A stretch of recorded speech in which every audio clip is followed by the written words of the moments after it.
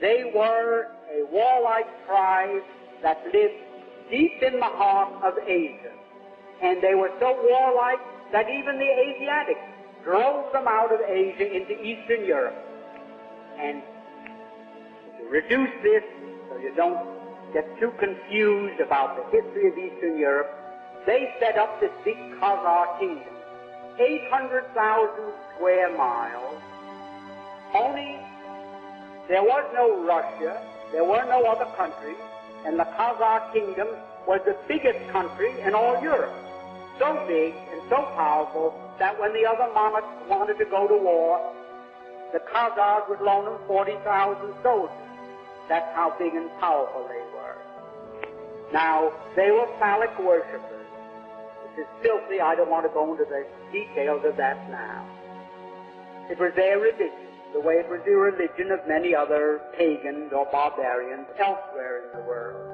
Now, the king became so disgusted with the degeneracy of his kingdom that he decided to adopt a so-called monotheistic faith, either Christianity, Islam, the Muslim faith, or what is known today as Judaism, really Talmudism. So, like spinning a top, he said, eeny, meeny, miny, mo, and he picked out so-called Judaism. And that became the state religion, and he sent down to the Talmudic schools of Tel Aviv and Surah, and brought up thousands of these rabbis with their teachings, and he opened up synagogues and schools in his kingdom of 800,000 people, 800,000 square miles, and maybe 10 to 20 million people, and they became what we call Jews. There wasn't one of them that ever had an ancestor that ever put a toe in the Holy Land, not alone in Old Testament history, but back to time, the beginning of time.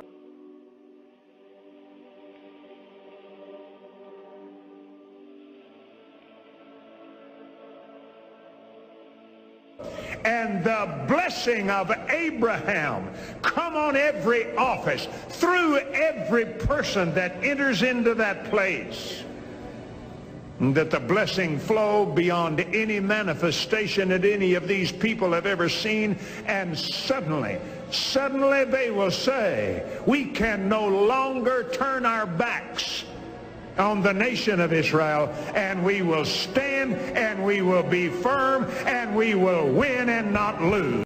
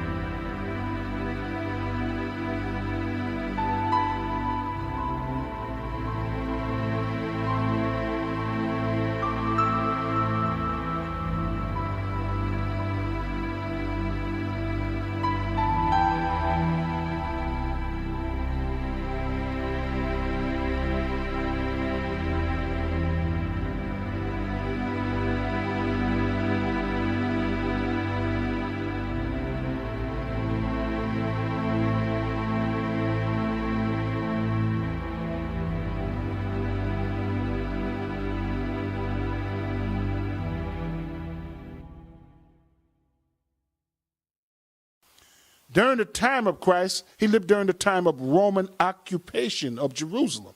Now, you asked me to break down this 12 tribe sign and why we're so spent on knowing that it's correct. There's much archaeology to show that. Let me say this. I want you to see the name of this book here. It's called History of the American Indian by James Adair. Now, I want you to understand something what's on the front of this book. This don't look nothing like an Indian because the Indians are black. So-called Native American Indians are black. A lot of them things you see running around on the reservation today are nothing but Will Rogers kids.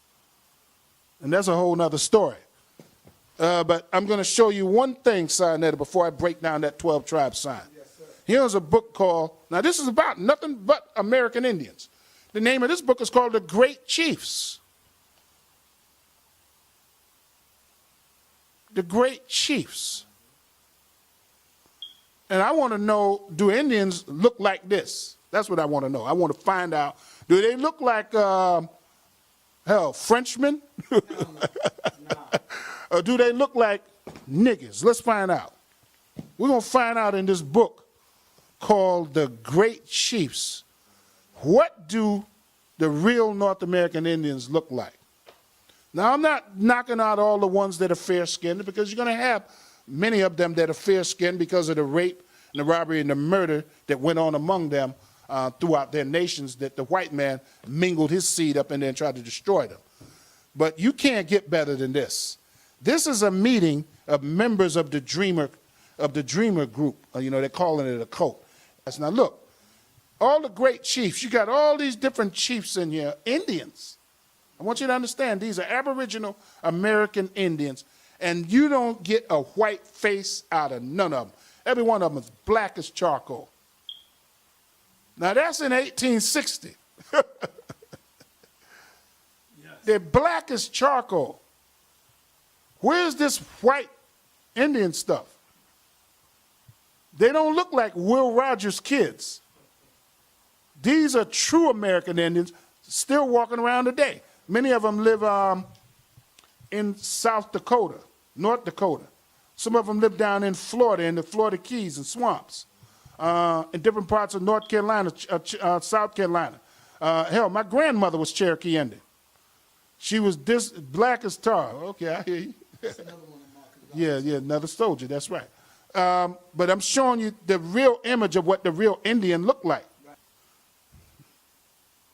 Here's what it says right here. And I'll let you read. See the little brackets I got right there? And you can see what it says. Now, this is when the guy first came to Amsterdam, meaning New York. Not. The Lord our God. The Lord is one. Now, that's an Indian speaking back to him in Hebrew. Exactly what it said, family. That's right. And who wrote this book? A white guy. What's his name? Beverly, what a name. Beverly Sanders. Here he is. Ronald Sanders, I'm sorry. Ronald Sanders is his name. And here's his picture on the back. And on the internet, they wanted $5,000 for this book at one time. Then it went down to $2,000. I don't know what it is right now. But I know they don't want a Negro to get a hold of this book. These books cost crazy money. Well, here it is. Lo and behold. Hold that for me, Matter. Here we got Moses and the children of Israel crossing the Red Sea, looking like niggas that live in Harlem. Here they go. Negroes that live in Harlem. Yeah, right here. Get that real good. You can read the caption under here yourself. It says, and I signed that, you tell me what color these people are. Black. Do they look like Negroes that live around your neighborhood? Hell yeah. All right, then you don't get a white boy. Do you see any white faces in there? Nope. And what do it say? The little red caption under there, that little caption under the picture says what? That's powerful. What? The Exodus from Egypt. Right. I'm glad that I did because it shows the facts. Here we go. This is what I want. Here's a picture of Moses and King David. Now tell me, get a white boy. I see there right there on the right. That's Moses and King David. You want to know why we say the Negro is a Jew? Look at them two brothers, man, and tell me those ain't beautiful black men, man. Tell me they're not Negroes. Now keep in mind, I didn't say African. They're not. We're going to get on that African subject. They're not Africans. They are Hebrew Israelites. They're Shemitic. They're not Hamitic. Not Hamites. They're not Hamites. They're Shemites. Right. How about this, Sinetta? When the Romans overthrew Jerusalem in 70 A.D., they minted a Roman coin. And in those days, they color-coded the coins. In other words, if the emperor was white, his face was white. If he was black, they painted your face black on that coin. So when they overthrew Jerusalem 2,000 years ago, a little over 2,000 years ago, they minted a Roman coin saying Judah is Copta. In other words, we have finally conquered Judah, the Negro. We got the conquering of the Jews. They are slaves now. Some of us fled out into Masada, and rather than become a slave under them, we killed ourselves up there in that mountain. The rest of us fled down into the interiors of Africa, running from the onslaught of the Roman Empire. The ones of us that did not escape, we were sold as slaves in Rome. Now, but I want to show you the coin that was minted by the Roman Empire, the unholy Roman Empire, because there was two Romes. I'll tell you about that. Name of this book is called The Bible is History in Pictures by Werner Keller. Let's see what's so significant in this book. This is going to blow your head off right here inside there. You thought you saw something. Wait till you see this. To make sure that they never forgot that they conquered us, they put this coin out. Just like you see an Abraham Lincoln coin, just like you see all these different coins that you know that you got in your pocket. And by the way, Abraham Lincoln was black too. On here you see a Jew, a black woman, sitting down under a palm tree crying, symbolizing that Judah has been conquered, with a white man standing over her under a palm tree looking like Bernie Getz or Chuck Norris. Now, look at it, and remember I told you they color-coded the coins, right? Right. Here you see the black woman, you see a black face. You see her sitting down, her face is black, and she got woolly hair. Look at that. Take a good look at that. Blow that up big. Look at the black-faced woman looking similar to Harriet Tubman. See her sitting down? See the black face, big nose? Yep. See the white guy standing there? His face is white, his hair is straight, standing up under that palm tree?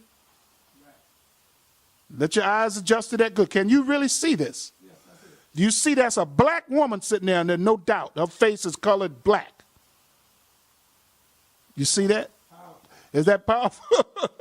You got that blown up big? We need the overthrow of the black Jews. And is that if you can't see that that's a black woman on that coin, then you blinded than Stevie Wonder and Ray Charles put together.